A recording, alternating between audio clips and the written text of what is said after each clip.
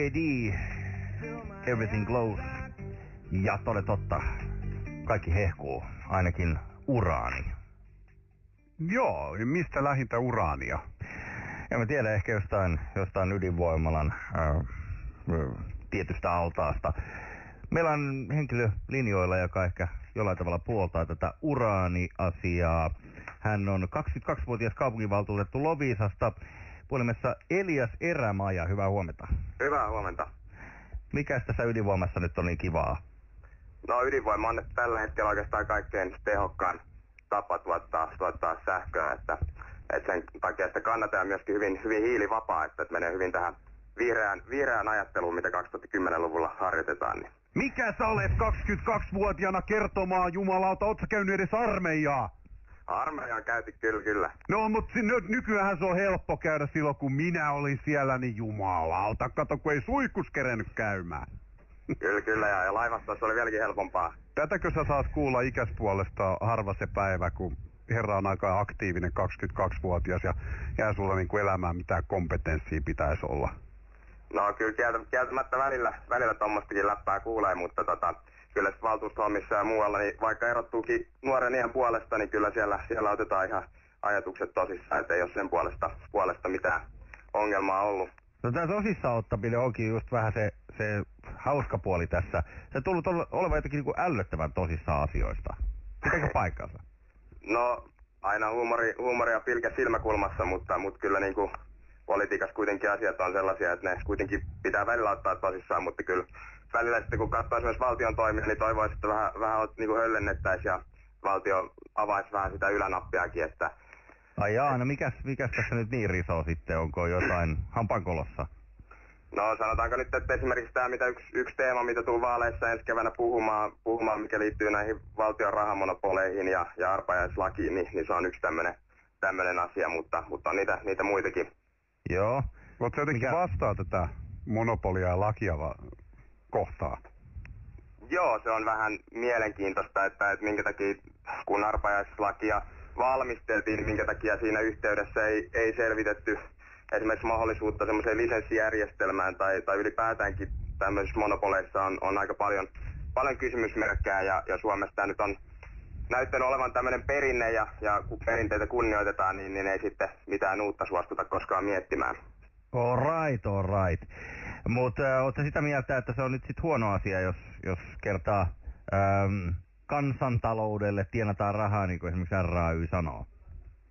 No sehän ei ole huono asia ollenkaan, että se on sinällään hyvä juttu, että me saadaan kansantaloudelle rahaa, mutta se, että en usko, että vaikka me hallitusti avattaisikin kilpailulle noita rahapelejä niin, että se olisi kansantaloudelta pois, eli kyllä RAY ja Veikkaus pystyisi vielä toimimaan ihan kuin ennenkin ja sitten sinne tulisi vaan uusia tekijöitä ja toimijoita ja valtio pystyisi sitten saamaan vielä lisenssirahaa siitä päällekin, niin joo. Kaikki voittaisi tuossa systeemissä.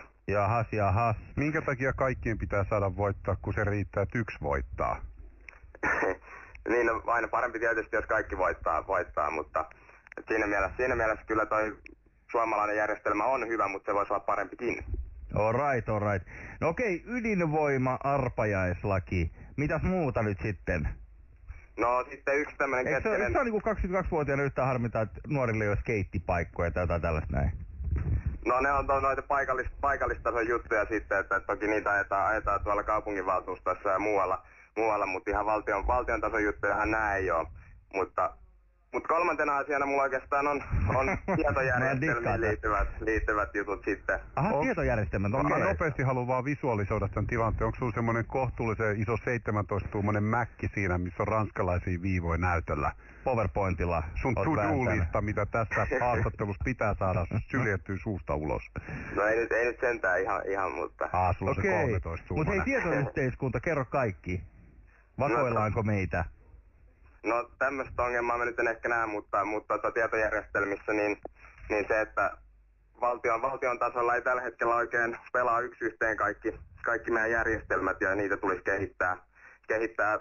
Olen kyllä sitä mieltä, että niitä ollaan oikeaan suuntaan viemässäkin, mutta niin kuin ihan käytännön tasolla se ei näy, että niin kuin mutta en tiedä minkä verran teillä on kokemusta, mutta esimerkiksi kun käy asioimassa noissa valtion konttoreissa ja muualla, niin ei pysty sähköisesti ihan vielä kaikkea tekemään, mikä voisi olla mahdollista.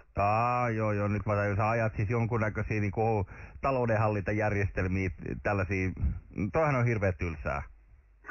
No en tiedä, onko se välttämättä tylsää sit, kun se näkyy. Missä on kaikki populismi? Eihän tällaisilla teemoilla päästä mihinkään.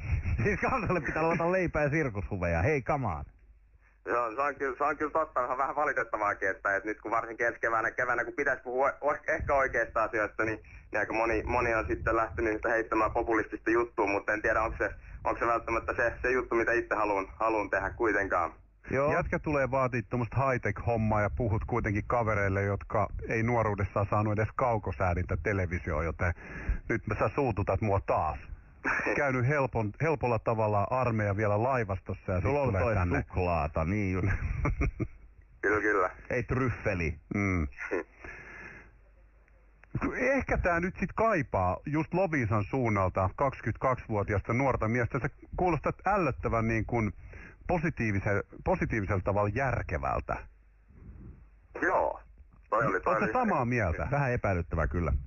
Joo, tai ainakin kuulostaa ainakin tavoite olisi olla tämä, mutta Mitä sulla on kaapissa? Käydään nyt ne läpi, ettei sitten se paha lehdistö tule ja paljasta väärään aikaan susta niitä ikäviä juttuja. No toivon mukaan ei ole mitään, mutta Onko sulla joku puumanainen siellä, Loviisan paikallinen suttura, joka pyörittää sua? Loviisan Katri Helena, jonka kanssa seurustelet. Ei valitettavasti löydy tällaista. Niin, sä tykkäät vanhemmista naisista? No, mikäs siinä? Jos ne äänestää mua, niin totta kai. Toi kuulosti just siltä, mikäs siinä, kun laitat lappuun oikein numero. Okei. Hei, vielä viimeinen kysymys. Tosiaan Loviisassa olet kaupunginvaltuutettuna. Eikö se ole yhtään huolestuttanut nyt, kun tätä ydinvoimaakin tässä puolella niin, että se ydinvoimalla siellä posahtaa? No ei ole kyllä koskaan käynyt mielessäkään, että siellä on kuitenkin parikymmentä vuotta tullut asuttua, niin ei ole oikein semmoinen ajatus käynyt mielessä. Onko sulla 2 päätä? Ei ole 2 päätäkään, eikä myöskään 5-jalkaisia kissoja sieltä tullut. Että... Ai vielä toistaiseksi. Okei, mutta tiedäthän sä sanonnan, että esimerkiksi Kiinassa niin vähiten padon murtumista pelkää ne, jotka asuu siinä padon alapuolella välittömästi. Joo, on kuullut kyllä tosta myös. Joo, eli siinä mielessä kansis ehkä vähän miettii. Elias Erämaja, paljon kiitoksia tästä. Kiitos. Ja toivotamme onnea tähän vaalitaisteluun. Mutta tosiaan niin jotain sellaisia teemoja pitäisi ehkä vielä vähän miettiä. Joo. Et niinku tyyli S-arpoja kaikille tai joku tällainen. S-arpoja kaikille. Raaput, edes nettiarpoja, kun sä nyt oot tätä nykysukupolvea, joka haluaa kaiken sähköiseksi. Tai eihän mitä vaan, siis jotain hyväähän tässä nyt pitäisi luvata. Joku sellainen, mitä sä et kuitenkaan pysty pitämään, sit sä voit miettiä sen jälkeen, kun sä oot siellä talossa, että miten nyt tää pidetään. Bensa ja alkoholin hinnat alas. Se on hyvä. Kyllä. Alright, tsemppiä. No niin, hyvä. Yes, kiitos. moi. Moro.